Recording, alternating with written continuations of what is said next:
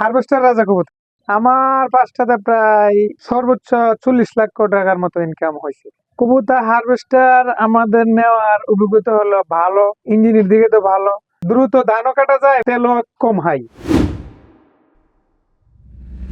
ভাইয়া কেমন আছেন? হ্যাঁ ভাই, ভালো আছি। ভাইয়া আপনার পরিচয়টা দিন। আমার নাম হাফিজুর রহমান, ব্রাহ্মণবাড়িয়া সরেল থানা, সরেল উপজেলা, গ্রাম সীতাহরণ।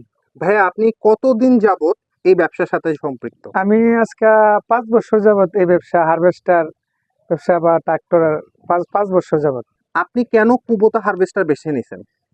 কবুতর হারভেস্টার আমাদের নেওয়ার অভিজ্ঞতা হলো ভালো, সব দিকে তো মাল পাওয়া যায়, সার্ভিসের দিকে তো ভালো, ইঞ্জিনের দিকে তো ভালো, দ্রুত দ্রুত ধানও কাটা যায় বা দ্রুত তেলও কম হয়।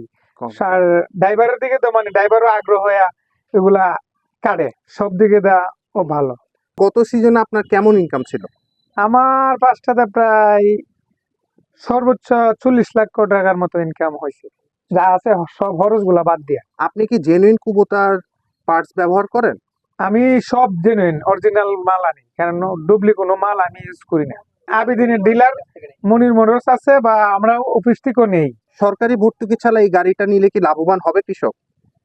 তখন লাভবান যদি ঠিক মতো সঠিক মানের পার্টস দিয়ে, অয়েল দিয়ে চালাইতে পারে, তাহলে লাভবান আসে। ধান কাটার রেট যদি বাড়ো, লাভবান হবে। আর যদি ধান কাটার রেট না বাড়ে, তো টাকা দিয়ে গাড়ি আইনা তো ভাই পড়তে হবে না, কারণ টাকাটা তো উড়াইতে হবে পরিশ্রম করে। আপনি কি শুধুমাত্র এই উপজেলাতেই ধান কেটেছেন না বাইরে কাটেছেন? আমি এই উপজেলাতে, আমাদের উপজেলাতে কাটতে পারি। ধান কাটেছেন। আপনাদের তাহলে কৃষকরা মেশিন দিয়ে ধান কাটা শিখে গেছে?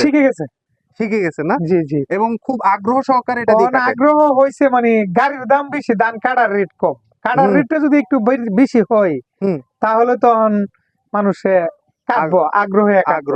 গাড়িটা যদি একটু ম্যানেজ করা যায়, তাহলে গাড়িটা আপনারা আনার সম্ভাবনা আছে। আর ভর্তুকি ছাড়া আপনি কৃষকদেরকে এটা কিনতে মানে সাজেশন দিবেন? অবশ্যই, অবশ্যই। এটা তো সকল দিকে, সব দিকে সাশ্রয়ী। আচ্ছা, তাহলে কি আপনি বলতে যাচ্ছেন যে হারভেস্টার রাজা কবুতর? হারভেস্টার রাজা কবুতর। ধন্যবাদ ভাইয়া, ভালো থাকবেন। Thank you. আসসালামু আলাইকুম। ওয়ালাইকুম আসসালাম।